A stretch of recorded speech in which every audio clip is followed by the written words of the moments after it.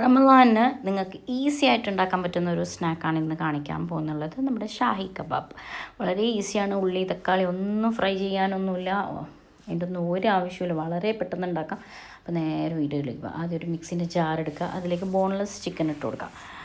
അപ്പം ഞാനൊരു കൈ ഫുള്ള് ചിക്കൻ ഇട്ടിട്ടുണ്ട്. നിങ്ങൾക്ക് ആവശ്യം അനുസരിച്ചിട്ട് നിങ്ങൾ ചേർത്ത് കൊടുക്കുക കേട്ടോ. അതിൻ്റെ എരിവിന് ആവശ്യമുള്ള പച്ചമുളക് ചേർത്തിട്ടുണ്ട്. ഞാൻ നല്ല എരിവുള്ളതുകൊണ്ട് 4 പച്ചമുളക് ചേർത്തിട്ടുണ്ട്.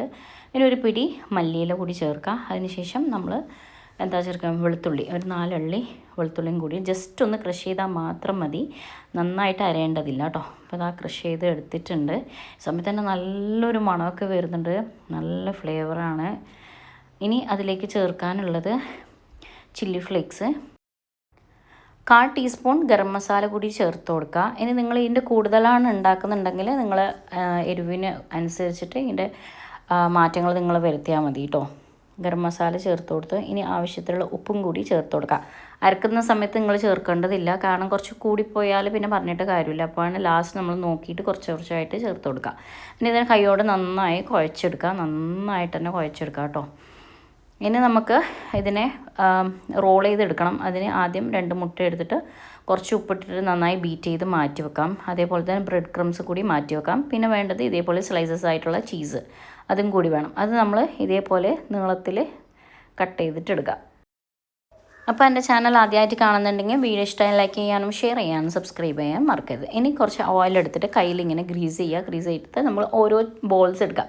അത് നിങ്ങൾ ഉണ്ടാക്കുന്ന അനുസരിച്ചിട്ട് വേണം, നിങ്ങൾക്ക് തടി കൂട്ടിയിട്ട് വേണമെങ്കിൽ അങ്ങനെ ചെയ്യാം, അതല്ല ചെറുത് വേണമെങ്കിൽ അങ്ങനെ ചെയ്യാം കേട്ടോ. ഞാനൊരു മീഡിയം സൈസിലാണ് ഉണ്ടാക്കിയിട്ടുള്ളത്. ഇതേപോലെ കയ്യിലൊന്ന് പരത്തി കൊടുക്കുക.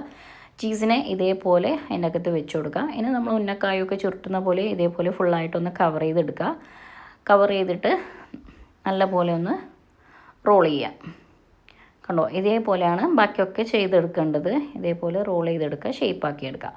ഇനി നമ്മൾ നേരെ മുട്ടേൻ്റെ മിക്സിലേക്ക് ഒന്ന് മുക്കി കൊടുക്കുക. അതേപോലെ തന്നെ ബ്രെഡ് ക്രംസിൽ കോട്ട് ചെയ്യുക. ഇത്രയേ ഉള്ളൂ. ബാക്കിയെല്ലാം ഇതേപോലെ ചെയ്തെടുത്താൽ മതി. ഇത് നിങ്ങൾക്ക് വേണമെങ്കിൽ എല്ലാം ഉണ്ടാക്കിയിട്ട് ഫ്രീസ് ചെയ്യുക. നിങ്ങൾക്ക് ആവശ്യം അനുസരിച്ചിട്ട് ഓയിലിൽ ഫ്രൈ ചെയ്താൽ മതി കേട്ടോ. അപ്പോൾ അതാ ഞാൻ ഇത്രയും ഞാൻ ചെയ്ത് വെച്ചിട്ടുണ്ട്.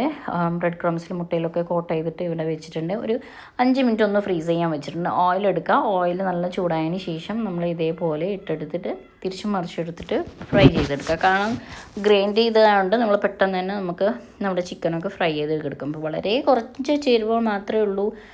അപ്പോൾ നിങ്ങൾ മസ്റ്റായിട്ട് ഉണ്ടാക്കേണ്ടതാണ്. അടിപൊളി ടേസ്റ്റാണ്. ഇതിൻ്റെ മണം ഒരു രക്ഷയുമില്ല, ടേസ്റ്റും അതേപോലെ തന്നെയാണ്. പിന്നെ അതിൻ്റെ അകത്തുള്ള ചീസ് ഒന്ന് മെൽട്ടായിട്ട് കാണിച്ചു തരാം. എന്താ കണ്ടോ, ഇത്ര ക്ലിയർ ആയിട്ട് നിങ്ങൾ കാണുന്നുണ്ടെന്ന് അറിയില്ല. സംഭവം സൂപ്പറാണ്. അപ്പോൾ എല്ലാവരും ഉണ്ടാക്കുക. വീണ്ടും നെക്സ്റ്റ് റെസിപ്പി ആയിട്ട് ഞാൻ വരാം. Still there, thank U.